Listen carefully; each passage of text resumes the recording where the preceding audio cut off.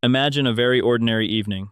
You have just finished showering, you lie down on the bed, open your phone, and scroll a little before going to sleep. On the screen, an old friend has just posted a photo of receiving a new car. A coworker your age is checking in at a seaside resort, and a relative has just shown off a newly bought apartment. The caption sounds very light. Finally, a home of my own. You look back at yourself. Your bank account has only a few $1,000s left. Your salary came in less than 2 weeks ago, but more than half of it is already gone. The credit card still has an unpaid balance. Suddenly, a very uncomfortable question pops up in your head. Wait, how far behind am I? Really? It may sound a little painful, but this is a question many people do not dare to ask out loud. Because out there, everyone looks fine. Everyone dresses neatly. Everyone goes to work, drinks coffee, travels, shops, takes their children to school, and goes out to eat on weekends. From the outside, it is very hard to know who actually has real assets, who is living on debt, who has an emergency fund, and who only needs one small incident for their entire family financial system to collapse. Today's video is not meant to scare you, and it is not meant to make you feel inferior.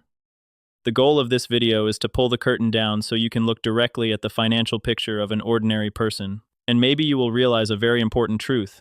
Being financially ordinary is not as safe as we think. There are numbers that may make you breathe a sigh of relief, because it turns out you are not as bad as you thought. But there are also numbers that may feel like a bucket of cold water. They are not easy to hear, but they are necessary. Because if you want to move faster than the crowd, you first need to know where the crowd is standing. And the most important point is at the end of the video. You do not need to become a financial genius. You do not need a salary of hundreds of $1,000s.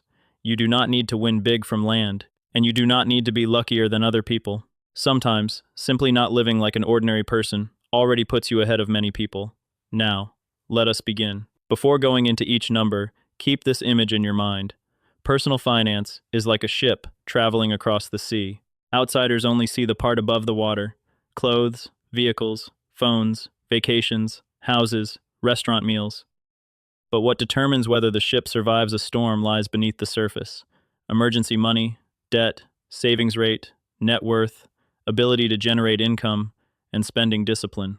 The problem in today's society is that we judge each other by the visible part. And because everyone tries to polish the visible part, many people forget to reinforce the hidden part. Until a storm comes, losing a job, illness, parents needing money, children entering a new school year, interest rates rising, the company cutting bonuses, only then do they discover that their ship looked beautiful, but the bottom had been leaking for a long time. Number 1. The real income of an ordinary person is much lower than it first feels. When you hear someone say they earn $15,000, $20,000, or $30,000 a month, it is very easy to think, that is fine, that is enough to live on. But money has a very strange magic trick. The number on the employment contract is always more beautiful than the amount that actually lands in your hands. For example, an office worker in San Jose or San Francisco has a gross income of about $18,000 a month. That does not sound bad. But before the money enters the account, there are social insurance, health insurance, unemployment insurance, personal income tax if it crosses the threshold, and all kinds of other deductions. The amount actually received may no longer be $18,000. It may only be around $15,000 or $16,000 depending on the case, and that is only the first gate. As soon as the money enters the account, it is immediately divided up: rent or mortgage payments, electricity and water, food, gas, phone bills, internet, parking, medicine, wedding contributions, coworker birthdays, trips back home, money for parents, children's tuition, vehicle repairs, or a washing machine that suddenly decides to break down right when you have run out of money. So the issue is not how much you earn on paper. The issue is how much you can keep after life has taken its share. Some people earn $15,000 but live simply, have no debt, and keep $4,000 each month. Some people earn $35,000 but still end the month in the negative because of high housing costs, car installments, credit cards, eating out, shopping, and a lifestyle that upgrades faster than their income. From the outside, the second person looks richer, but on the financial balance sheet, the first person is the one who is winning. This is the first illusion of personal finance. We often compare income, but life is decided by the money left over. You can earn more than other people, but if you spend it all, you are only a money transfer station.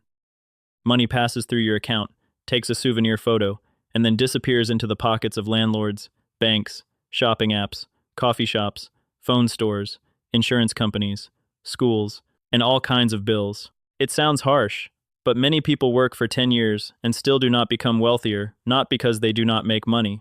They do make money. They just do not keep it. The question you need to ask is not, how much is my salary? The real question is, each month, what percentage of my working life do I keep? Because salary is labor, but money kept is assets. Number 2, many people do not have a real emergency fund. Try a very quick test. If tomorrow your company announces layoffs, how long could you live without borrowing from anyone? 1 month, 2 months, 6 months, or would everything begin to fall apart after just one missed paycheck? This is not a comfortable question, but it is extremely real. Many people look fine on the outside, but inside their finances have no cushion at all. This month's salary is used to pay this month's expenses. Next month's salary has not arrived yet, but the credit card is already waiting. If the vehicle breaks down, borrow from a friend. If parents get sick, borrow from the bank. If you lose your job, use the credit card. If there is a wedding, pay in installments. If you need to buy a laptop for work, split the payment through an app. In other words, they are living on a very thin bridge. From far away, it still seems walkable, but one strong gust of wind is enough to make it shake. An emergency fund is not something that makes you rich quickly. It is not exciting, and it does not make anyone admire you. No one posts online, "Today I have 6 months of living expenses in a savings account." It sounds very boring. But that boring thing is the first shield that protects your dignity. When you do not have an emergency fund, life can easily force you into bad decisions. You are pressured by a boss, but do not dare to quit. You are in a toxic job, but have to endure it. You have a chance to learn a new skill, but do not dare to invest. Someone treats you unkindly, but you still have to tolerate it because you are afraid of losing your income. Poverty does not only take money, it takes away choice. A person with 3 to 6 months of living expenses in an emergency fund enters life with a different attitude. Not arrogance, not recklessness, but calm. If the vehicle breaks, fix it. If a job is lost, there is time to find a better one properly. If a family incident occurs, there is no immediate fall into high-interest borrowing. One bad phone call does not become a disaster. This is the difference between a problem and a crisis. The same event is called an inconvenience by someone with an emergency fund. It is called collapse by someone without one. And notice this. Ordinary people often ignore the emergency fund because it does not create a feeling of progress. They want to invest immediately. They want stocks, crypto, land, and stories about doubling assets. But if you do not have a shield yet, you are going into battle barehanded. When the market falls, or when urgent money is needed, you will have to sell assets at the worst possible time. Personal finance does not begin with the question, what should I invest in to get rich quickly? It begins with the question, if life slaps me in the face, can I stay standing? Number 3, living costs are eating away income faster than many people realize. A young family in a big city can spend $15,000 to $20,000 a month just to maintain a very basic standard of living. Not excessive entertainment, not luxury goods, just rent, food, transportation, electricity, water, internet, children, a few social expenses, and countless small costs that are never small once added together. Imagine a small family renting a decent apartment or room for $6,000 to $8,000. Food for 2 spouses and 1 child costs $6,000 to $8,000. Transportation, gas, parking, and maintenance cost $2,000. Electricity, water, internet, and phones cost $1,000 to $2,000. Children's education, milk, medicine, clothes, and supplies add a few $1,000s more. This does not yet include trips back home, family obligations, repairs, medical checkups, gifts, and sudden expenses. Now look again at a salary of $20,000, $25,000, even $30,000. It no longer feels as large as it sounded on paper. This is why so many people feel like they did not spend anything, yet the money is still gone. Because they are not bankrupted by one huge expense, they are drained by hundreds of tiny cuts. A $5 coffee won't make you poor, but 20 cups a month is nearly $100. A $500 meal out does not seem scary, but 12 meals a month is nearly $6,000. A $99 subscription seems insignificant, but 7 subscriptions, plus food delivery apps, shipping fees, random purchases, birthday gifts, and a few sale orders, can take away several $1,000s without you knowing where it went. Some expenses are very good at disguising themselves. They do not appear as enemies. They appear as rewards after a tiring day. I worked hard, so a drink is fine. The whole week was stressful, so a good meal is worth it. I bought this shirt to feel more confident. I ordered this because it was on sale. Every sentence sounds reasonable. But the bank account does not care about the reasons. It only records money going out. You need to understand that living costs are not only about prices rising. They are also about your standard of living quietly rising. In the past, eating at home felt normal. Now, not ordering food feels like something is missing. In the past, a phone could be used for 4 years. Now, after 2 years, your hand starts itching to replace it. In the past, traveling was a special occasion. Now, social media makes you feel that if you do not go somewhere, you are living worse than your friends. This is lifestyle inflation. It is dangerous because it follows income. Your salary increases, but you do not become richer. You simply upgrade expenses to match the new salary.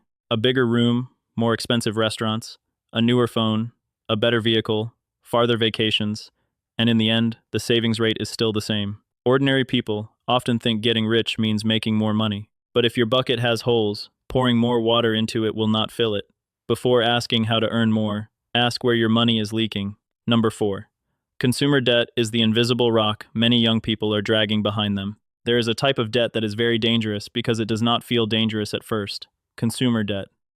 Credit cards, phone installments, vehicle loans, buy now, pay later, financial apps, small loans in many places, each month paying only a little. It sounds light, but when added together, it becomes a rope tied around the neck of your cash flow.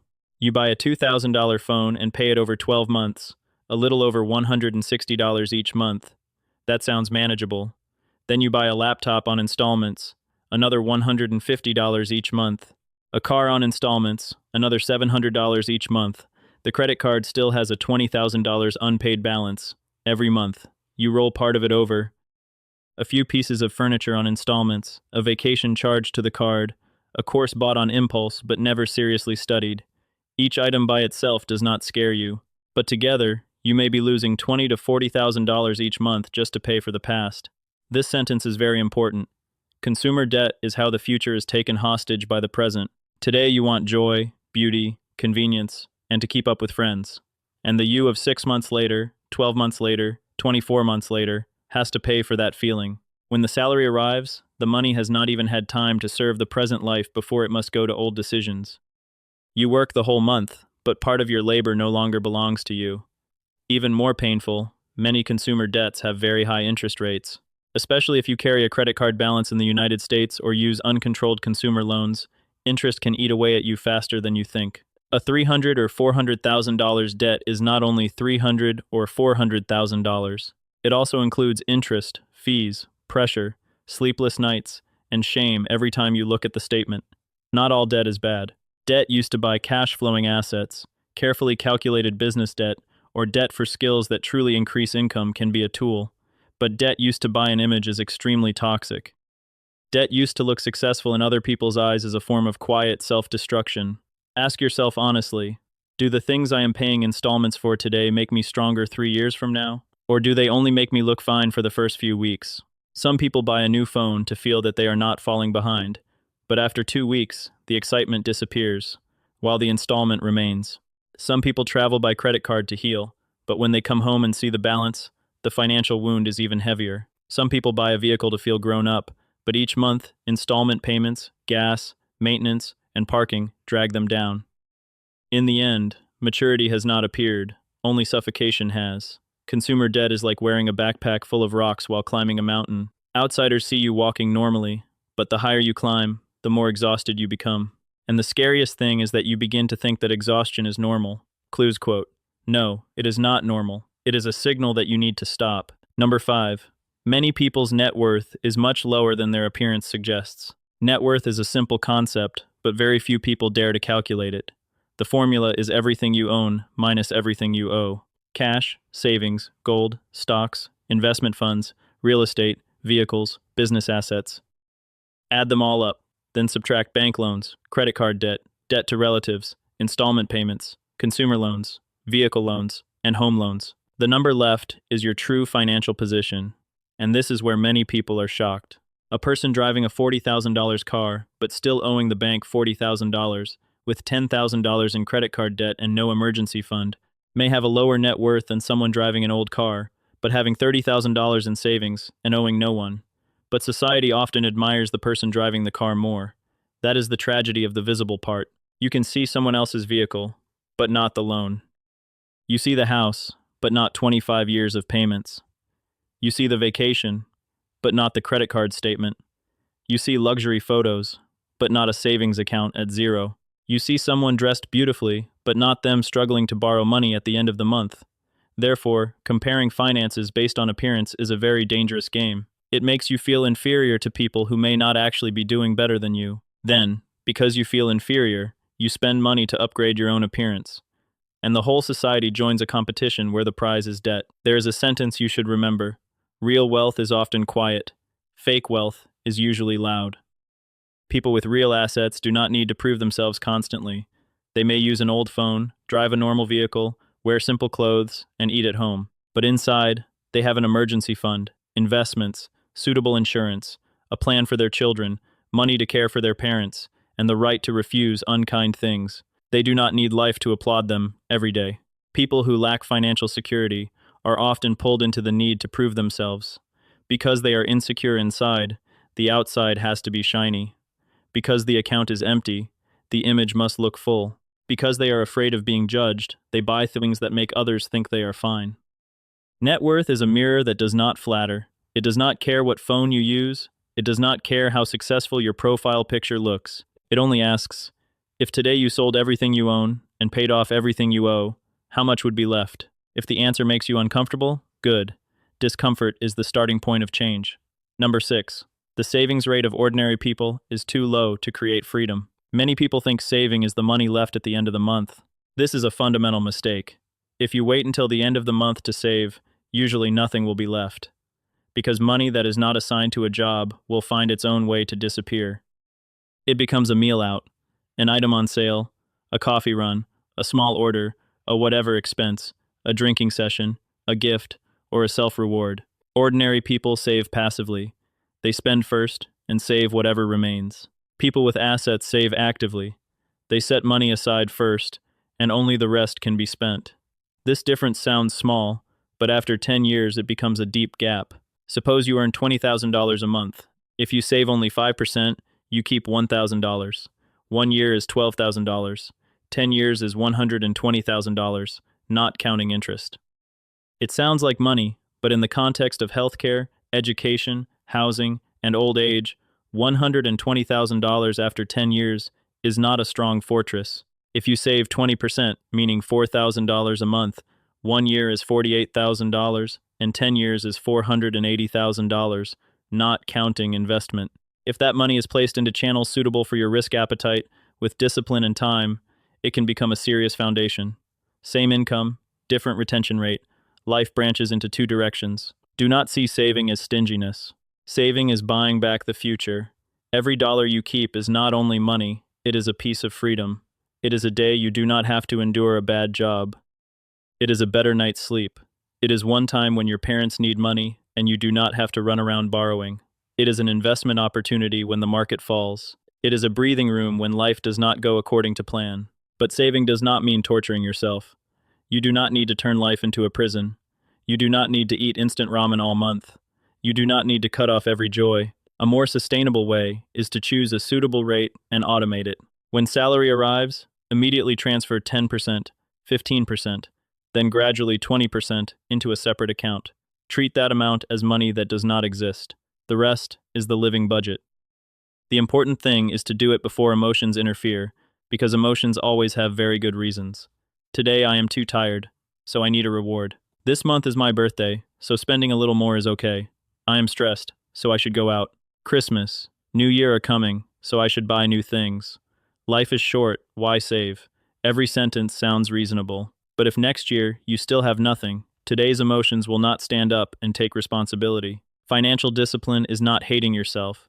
It is loving your future self enough not to throw all the money at your present self. Number 7. The old age of ordinary people is more fragile than they think. When you are young, it is very easy to think old age is far away. Right now, there is still strength, work, salary, and opportunity.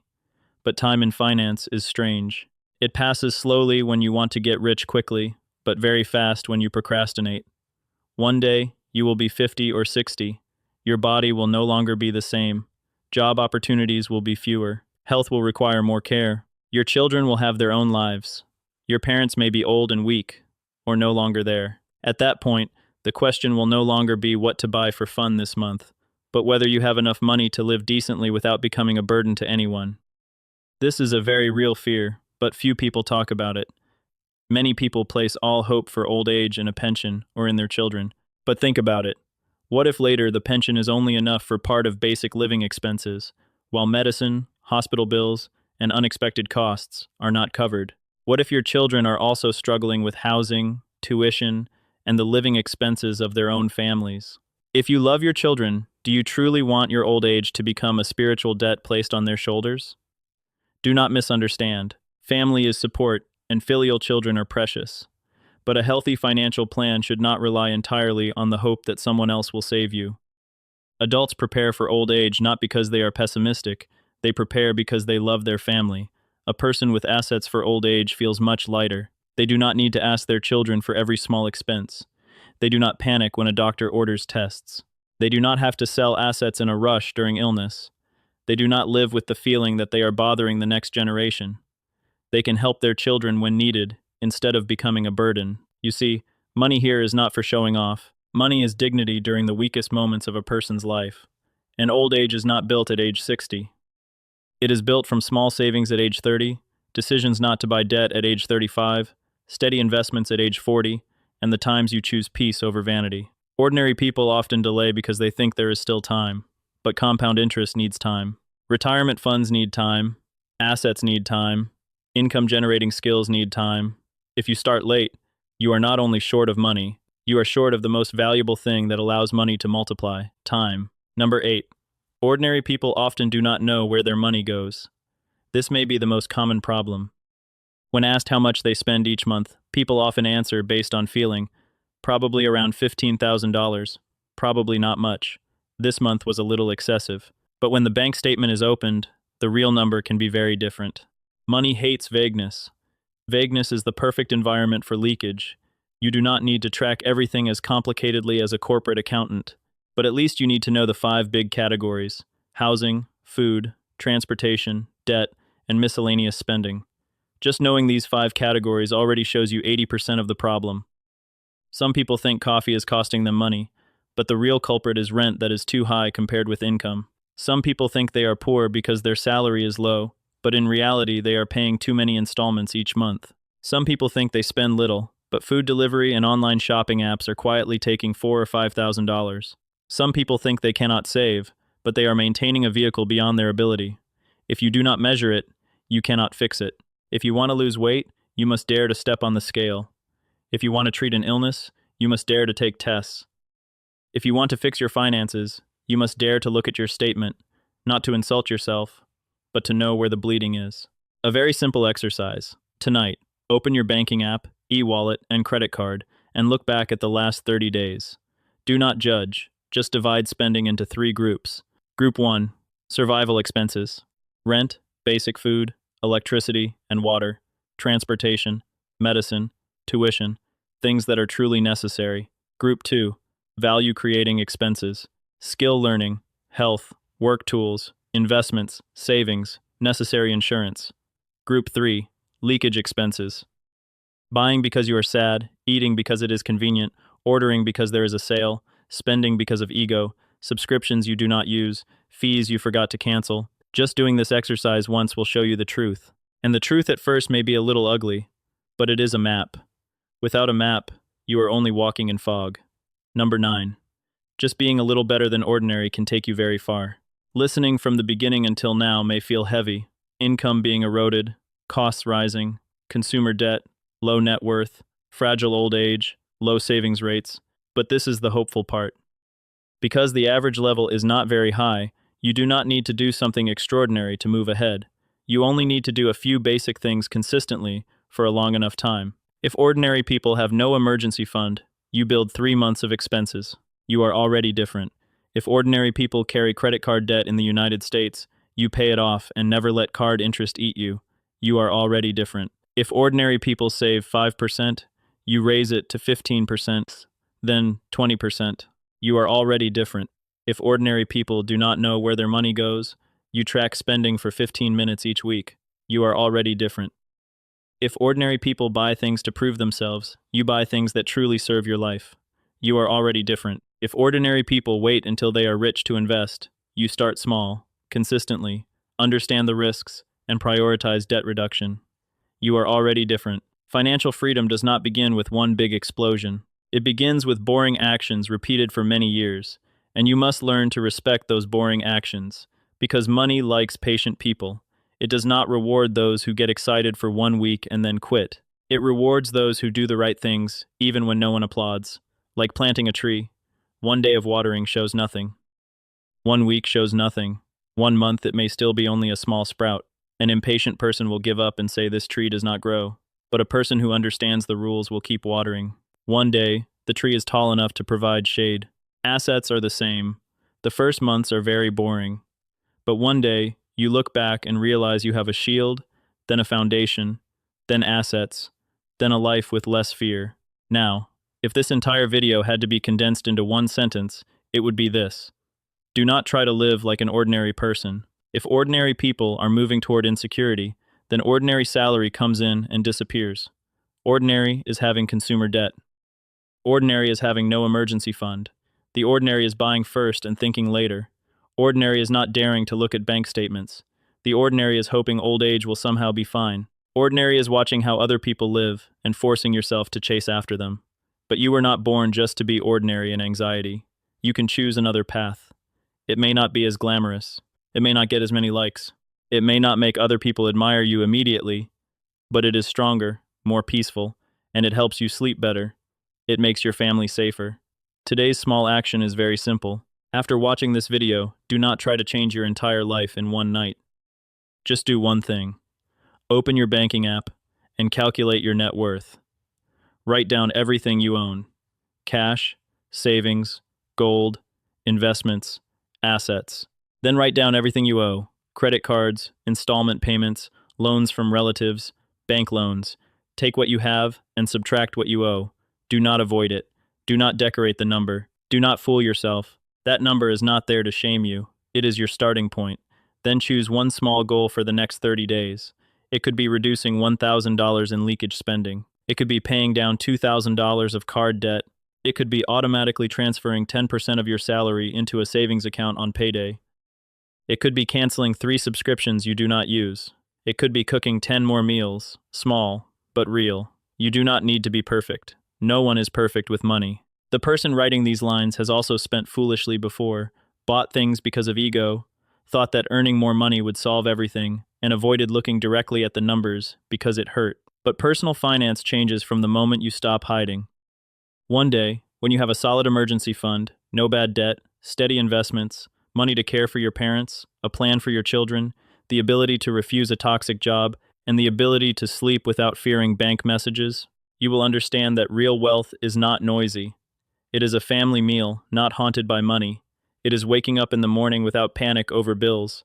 It is being able to help when your parents need you. It is when your child asks for something, and your first thought is not only, where will the money come from? It is the right to take control of your life back into your own hands. And if today you look at your numbers and they are not beautiful, that is okay. At least from today, you are awake. A person who is awake with money always has a better chance than someone sleeping inside a shiny appearance. Do not try to become someone who looks rich. Become someone who truly has a foundation. Do not try to win in the eyes of the world. Win inside the balance sheet of your own life.